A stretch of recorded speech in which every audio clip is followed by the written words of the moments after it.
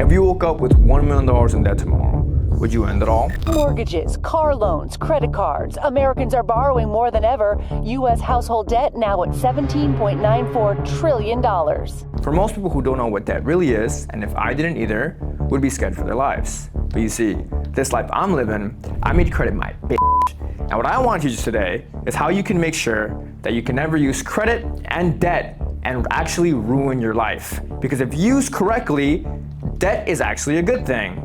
You just need one thing other people don't have: information. So in this video, I'm gonna break down how the wealthy actually get rich using debt and why your credit score is your most valuable asset.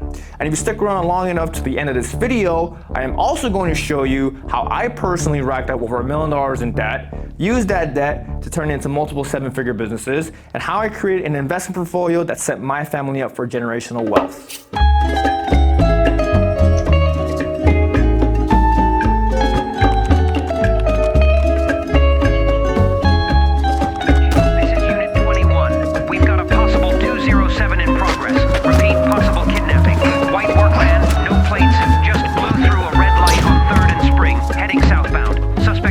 Soy el fuego que arde tu piel, soy el agua que mata tu sed, el castillo, la torre, yo soy la espada que... I want you to think about this for a second. When you look at a poor person and you see how they spend their money, they spend them on things that don't make them any money. But when you look at a wealthy person, they use their money on things that's going to actually make them even more money. But what really is the difference here? We're both using money, just that one end of the stick is using it incorrectly. And this is the problem with most people. Most people do not know how to actually use their money to make even more money. So let's look at this. Let's repackage the idea of what debt really is. In reality, debt is just money. You either owe money on things that don't make you any money, or you owe money on things that are already making you money. So in reality, if you are scared of debt, you are technically telling yourself you are scared of money. And if you're scared of money, that's simply because you don't know how to make any of it. And the reason why I say this is because I was just like you. When I first discovered the power of debt, I was actually reselling my first items online. But before that, I was actually using debt to buy myself fancy clothes, fancy watches, fancy dinners. But then I would realize that at the end of it all, I racked up a $1,000 tab and I didn't have any money to make it back. And it was back when I was working at Subway. I was buying all these things. At the end of my paycheck, in the next 2 weeks, I would barely have enough to cover my credit card statement. But everything changed when I started using credit to make money.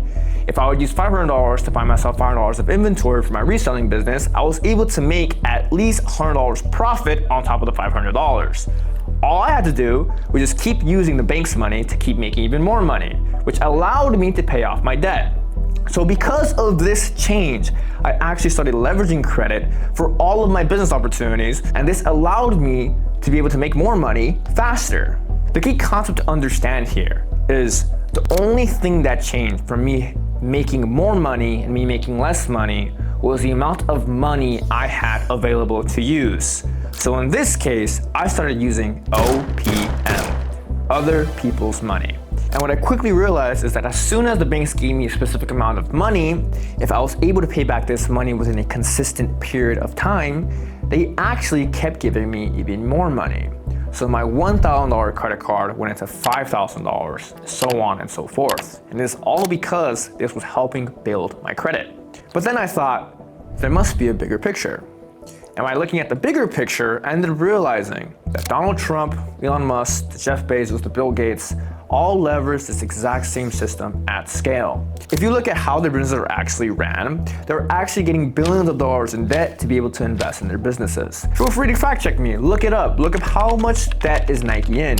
Search up Coca-Cola, search up Starbucks, search up any other company that you believe does not use debt. The difference between the top 1% and us is that they are using debt to get richer. And why do you think the banks let them borrow billions of dollars? Well, you see, the banks offer big incentives for businesses to be able to take billions of dollars in loans. One of those many incentives being tax incentives. If they take out $10 million in loans, then that $10 million isn't taxed.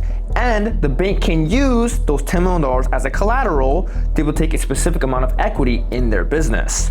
So in return for the banks letting businesses borrow tens of millions of dollars, the banks also provide additional jobs and tax revenue for the government. So in this case, this actually helps fuel the economy.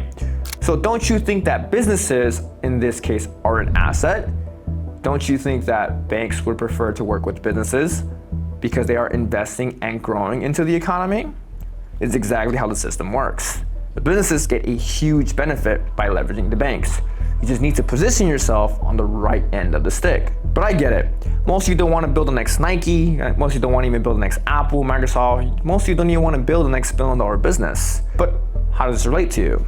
See, this is exactly what I'm going to be speaking about as to how I got into $1 million in debt. Because you see, my goal personally isn't to become the next billionaire. I can give less of a fuck. But my real goal is to make sure that my family is well taken care of, that my girlfriend and my future kids are also well taken care of, so that my family never has to struggle again. So if you're somebody who has the same level of ambition that I do, and you don't want to be the next Elon Musk, the next Bill Gates, or the next fucking Jeff Bezos, I'm going to break down how I got into $1 million in debt by leveraging the credit system. So the first thing that you need to see before you get yourself into debt is you need to find the right opportunity. I've tried multiple different opportunities to get into business. I tried drop shipping, I tried reselling, I tried Amazon FBA, I tried affiliate marketing, I tried stocks investing. Some of them led to failures. I found success in some of them. So the one thing that led me to fail was not properly evaluating my opportunity cost. But what is opportunity cost? Your opportunity cost basically comes down to the loss of opportunity or potential gains that you do or that happens to you by choosing one opportunity over the other. So in this case, when I tried dropshipping and reselling and stocks investing, I lost a lot of money. But it's simply because I didn't evaluate the amount of potential that I could have had by investing my time, my money, the stress, commitment towards other models that were probably a better fit for me.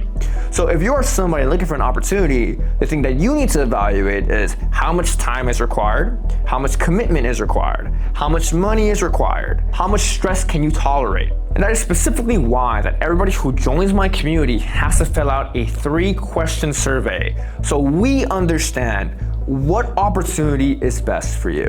So after you find the right opportunity, the goal here is to actually use credit to be able to make money faster. An example is that when I found reselling, I started with only $500, but I only started with $500 because that was all that my check by working at Subway would give me. But until I found credit, I was able to get access to $1,000, $5,000, $10,000 that actually allowed me to scale faster. So the trick here is to evaluate the business model that you choose, have the right guidance, get the right skills, identify the right opportunity, and go all in. And this is basically what every other big corporation does, but we're gonna do it on a very small scale. And you're probably thinking that if you use credit and you don't make money, what actually happens? This is when I go back and refer to your opportunity cost. I am not sitting here and telling you that every single business in the world is guaranteed to make money. What I am telling you is that if you find the right opportunity with minimal risk and a very large upside, like I did with reselling, then the opportunity to make money is actually very likely. So why would you not use credit? And it's exactly the same reason why I tried reselling. I ended up realizing that a lot of these stores actually have 30 to 60 day return policies. So if I didn't have money, I would leverage credit, buy the products that I needed because I believed they were going to make money. And if they didn't, I'd return them risk-free. So in reality, leveraging credit for that specific business model, given my current opportunity costs, made perfect sense. Eventually, I hit a plateau. So I decided to pivot my business model into another vehicle that allowed me to get from point A to point B faster. So in this case, I actually pivoted into Amazon FBA. And what this allowed me to do was be able to spend more money in a bigger market and to be able to buy more products at scale. But everyone starts somewhere. I evaluated my opportunity costs, identified an opportunity in the market that allowed me to incur the same risk but maximize my return. And by doing so, I was able to spend $50,000, $75,000, $100,000 a month using my credit, and I moved more units, which made me more money. And after I made enough cash flow using my Amazon FBA business, I started pivoting my cash into other models. And by doing so at scale, I was able to rack up over $1 million in debt. I now own over multiple properties, multiple 7-figure businesses, and now I teach this information for free. And you're probably wondering, why is nobody else doing this? Well, you see, a lot of people don't really know that by doing this exact same model, not only will you be investing credit to build your business, you'd be making money, you'd be able to travel for free, you'll be able to use these profits to build a real estate business. And if you look at yourself 3 years later from the day that you started, you'll be thanking yourself by seeing all the good relationships that you have built by using the banks. You see, I decided to take this risk because I was also broke. I lived in Section 8. I worked a job, and I didn't want to work a job. I wanted to take care of my family. I wanted to experience all these luxurious experiences. But the reason why I couldn't is because I didn't have any money. So I had to take the leap of faith. And by doing so, I ended up learning that credit was actually the key to unlock everything I wanted all along. And if there's one takeaway that I want you to get from this video, is that debt isn't good or bad. It's the person using debt who is either good or bad. I also know what it feels like to struggle financially, but I also know how it feels like to break free. And if you're asking me, I'm choosing free every single fucking day of the week. And if you want to learn how to build your credit, secure capital, and invest this capital into a profitable cash flowing business, I've created a step-by-step system that shows you exactly what to do like I did. The link is down below in the description. Stop fearing debt and start using it to start building the life that you want.